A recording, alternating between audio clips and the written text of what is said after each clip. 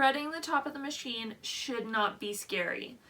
Any sewing machine can be threaded in 3 simple steps if you can identify the 3 key parts: tension, hook, and needle. Tension is first. Pull the thread off the spool and bring it down through the tension. Make sure your presser foot is up if it needs to be for your machine. Be sure that the thread slips properly between the tension discs. Next, you will need to thread the hook.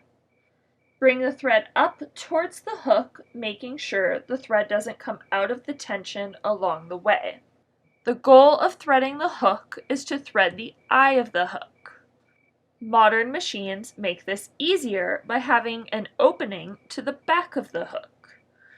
Pull the thread behind the hook and then forward through this opening.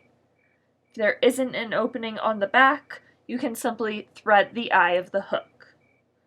When threading the hook, be sure that the thread does not cross itself along the way. Doing this will create friction, causing the thread to break.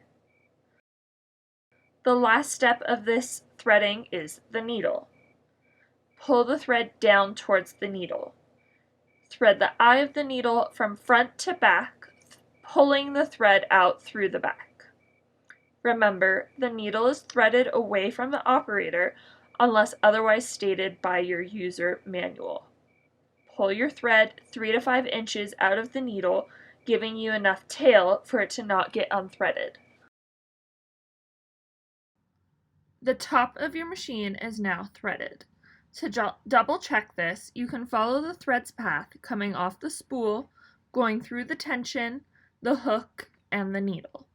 If you're going in that order, your machine is threaded correctly.